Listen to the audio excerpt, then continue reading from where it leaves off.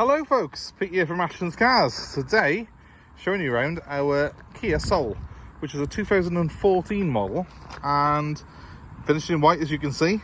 I think a nice little bright car for someone. These are a real, well, I like them. I like a Kia Soul, partly because I think they're quite practical. They're high up, they give you a good elevated view of the road, and they also give you a nice easy access, which people tend to like in a car these days. But also because they're a Kia, and that means they're reliable. They're really good news in terms of reliability and just good strong range of engines. This is a 1.6 petrol, this one is. And of course, if you're buying a used car, that's one of the most important things you should be looking at. Certainly as a dealer myself, something that I always look at, because it's my name on the car when it goes out, and it's me that's got to put any problems right. So it is something that we're very sort of keen on Kias, because they are one of those manufacturers that do give really good reliability, really strong, and we don't tend to have any issues with them. We always have good feedback off our customers who buy Kias off us. So what can I tell you about the Soul? Well, as you can see, it's a 5-door crossover style vehicle. It's a bit unusual in terms of its shape. I quite like it. It was made by Kia for quite a long time as well, and then they've sort of continued this sort of shape on with their EVs afterwards. So it's quite a modern and current looking car, despite the fact this one's a 14 plate. Show you the back half there. Let's go over this quarter. Now this particular one is sat on a rather nice set of black alloy wheels, which are, I'm guessing, the standard wheels on this car. I think they would have probably been specified like that from new.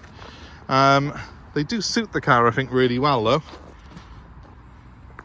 And you know, this car does sit quite high. It's not sort of Range Rover SUV height, but it's certainly somewhere in between that and a normal car.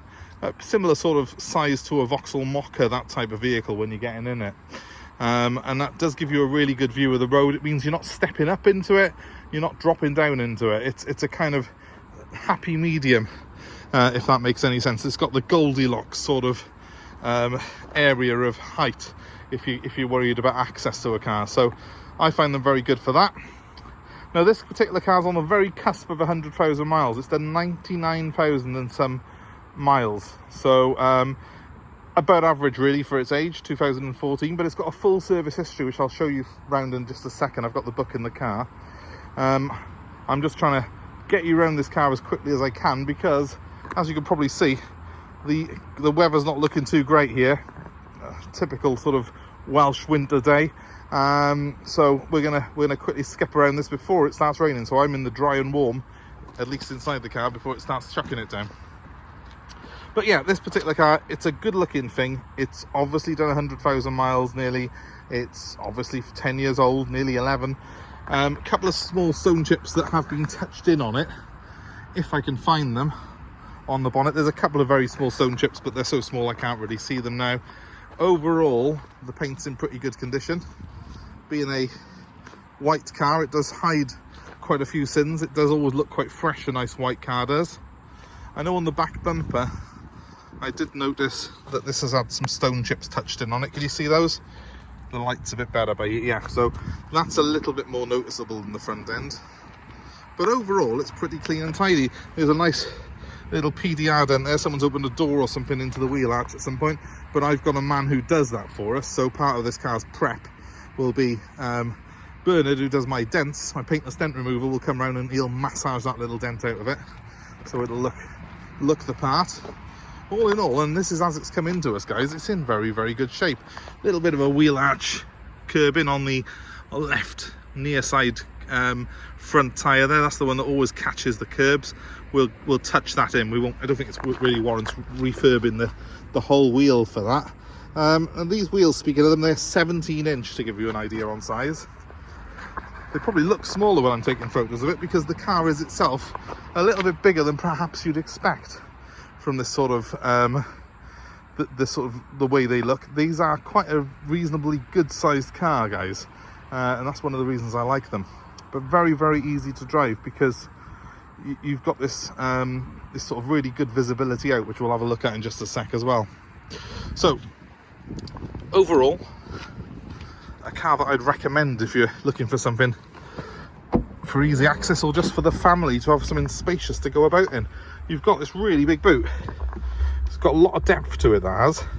And this one's fitted with a boot liner as well, which is quite nice. It means that it's saved the original carpets from being worn. It's not as sort of deep that way, but you have got a real big depth down into it. That does mean that you have got a little bit of a lip here, but overall it's a good size. That is plenty for a couple of suitcases, you know, massive amount of shopping, and pretty much anything you want to take in it. And of course you have got split fold seats to fold down as well to get even more room in the back.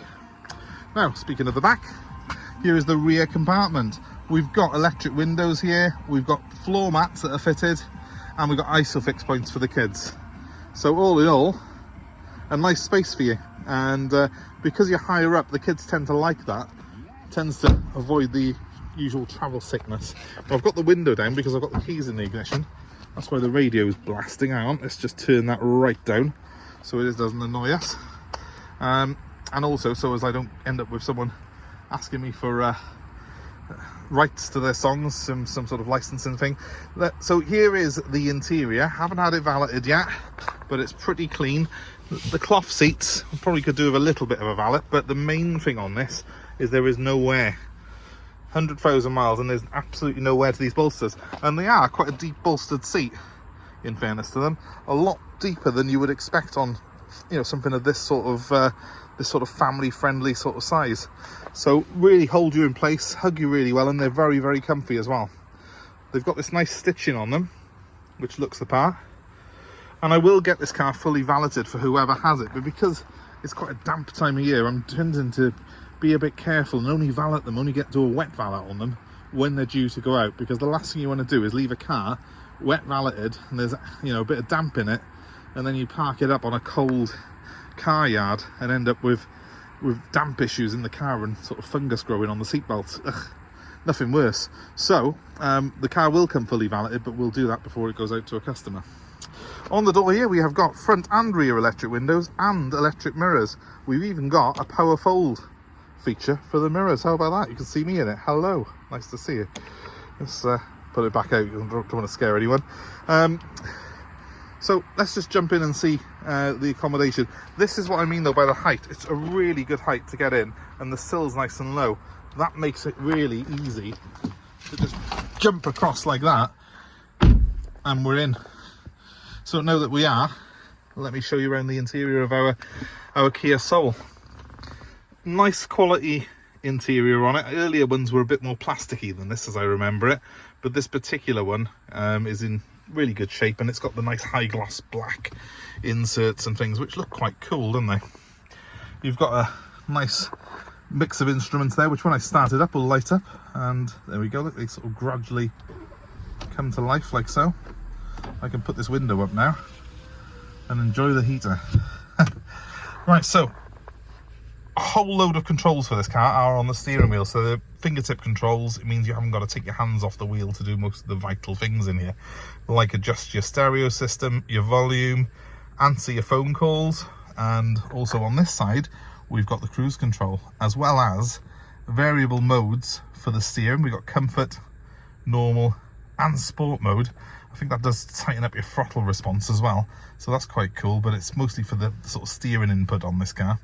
That's what sort of Kia concentrate on. So you've got a comfort setting where it's quite sort of relaxing, and then as you get up to the sport mode it gets a little bit more urgent feeling. When you turn it, it really does turn in quite well. Not that it's a sports car, but it gives you a bit more of a sporty feel. We've got a trip computer as well, which has got various modes on it, saying it's averaging 38 to the gallon at the minute, but that's not really reflective of what this car's capable of, because it's been sat in a car wash for a little bit while they gave it a clean and I went for a cup of tea before doing this video. So it probably does sort of 40-45 to the gallon on average, which is pretty good. And you know, bearing in mind it's a petrol, it's ULEZ compliant as well, so pretty good all round. Right, moving on to the centre here. Nice big touchscreen first of all. I really like that. You touch there, you've got your music system, which has got the MP3 player. I think that's actually playing off my phone now, possibly. If it's not, I don't know where it's coming from. And if I press home there, we have also got the air conditioning system as well, as the music all shows up on this big central home screen. And I like that because when I turn the twisty knob here, straight away I can see my temperature changing on there. And also I've got the blower motor, and put the aircon on from there as well. It's really good and handy. The mode one, by the way, changes the direction, the flow of the airflow in the car, which is good as well. The reason I like this system is that they've resisted the temptation to put everything on the touchscreen, because it's quite nice when you're driving to have a physical knob to turn to change your heating controls and some actual physical buttons there to do your blower. I much prefer that than having to go through some sub menu on there. So just on the home screen alone, if you just leave it on that, you've got your music on there, which you can control off your steering wheel, and you've got all your heating controls, which obviously you've got physical switches for, so it's a nice way of having it all done. Down below that, you have got the auxiliary input for your phone and the USB input as well, so you can put your music in and just play it off your USB lead if you wish to. And also it'll charge as well off there. It's also got a traditional 12-volt socket as well. Cup holders, well, we've got 2 of those, and we've also got a nice big armrest with lots of space inside it. So it's well equipped, this car is, and seems really good for sort of just dealing with general day-to-day life. It's the sort of car I'd actually quite enjoy driving as a daily, because it's high up, it's got good visibility, really good view of the road from here. Now this car at the moment hasn't got the navigation on it, only because it hasn't got the SD card. There's an SD card slot there.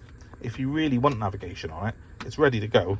All you do is flip that up, put that SD card, which you can buy, in there, and you'd have navigation on it. But if it was my car, I'd probably just use the navigation off my phone, because it's a little bit more modern. I mean, this is a 10-year-old car, so it's got 10-year-old navigation on it. But each to their own. If you do want navigation, it is ready to go with nav if you want to. Now I'm going to knock this car off a second, because what I really want to show you, which is the most important bit, is it has got a service history, this car has as well. So what have we got? Kia, main dealer, serviced this car. It was registered 2014, so the first year service was done August 2015 at 5,500 miles by Kia, Evans Helshaw Kia. And then again the year after, on 1st of August 2016, it was serviced, and at that point it had done 10,800 miles, so that's pretty much to be expected. Moving on to the following year, 2017, at 16,000 miles, again done by Kia. And then 2017, it jumped up to 29,000 miles, and that year it was done by Halfords. Moving on to 2019, so there's a little gap there of 2 years, but they had a pretty major service done then at this point, by the looks of things. That was done by an independent garage. You can't go wrong with a good indie garage. It done 13,000 miles in that time, 42,000 in total. And on the 23rd of December 2020, at 51,000 miles, so only 9,000 miles have passed in that year. Again, MOT and a full service, rear pads, discs, levels, tyre pressures. So, you know, a pretty substantial service there, I would have said. Then, again, moving on to 2022, by this point we're on 70,000 miles of full service history, again by Skipton Road Garage, the independent one who did the last service. And they've done a full service, including the spark plugs, that's good. And then June 23, 82,000 miles, full service. Again, it's been done by Skipton Road Garage, the same people. They've done the discs and pads on that one, and all the levels and the tyre pressures, as you would expect, in a service. That was done at 82. So, I haven't had a service stamp in here now for over 12 months. But that's not a problem, because we're going to give this car a full, complete service now before it goes out. So, that will be fully stamped up for it. And all the services will be up to date on this car, so you should have a full service history pretty much of it. And that's, I think, one of the reasons that it is in such good condition. Whoever's had this car has looked after it well, they've serviced it properly, and you know, all in all, the things that they've put these heavy duty mats in it, which have saved the floor mats, the original ones, loads. Just goes to show that it is a nice car. And I'll just start it up for you so you can hear that engine again. Because the one thing about this car, it's silent in here. Can you hear it? It's so quiet. Literally the air conditioning blower makes more noise than the engine in this car. Really good. And I'm going to give it a quick rev for you. You will hear it then. Let's give it a quick rev.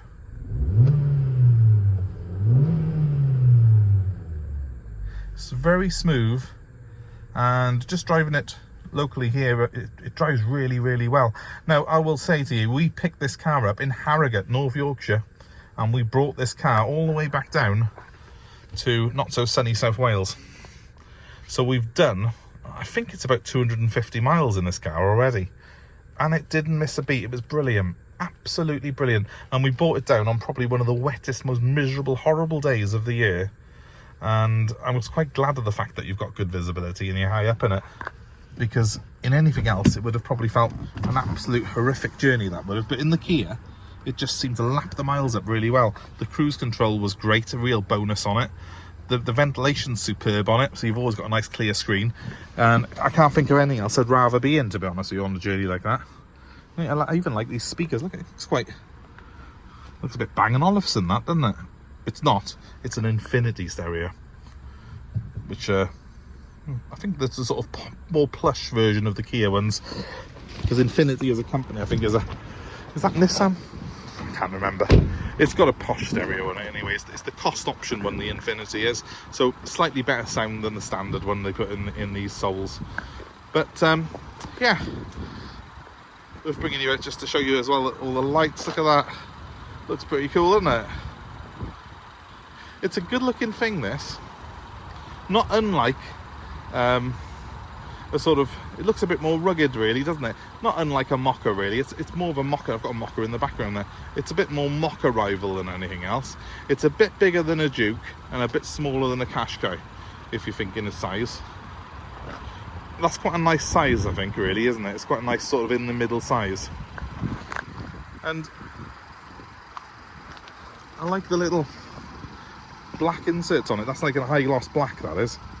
Everything probably looks quite dull today because the weather is quite miserable, but very nice looking car. So if you're interested in this, of course it's available. That's why I've got it on here.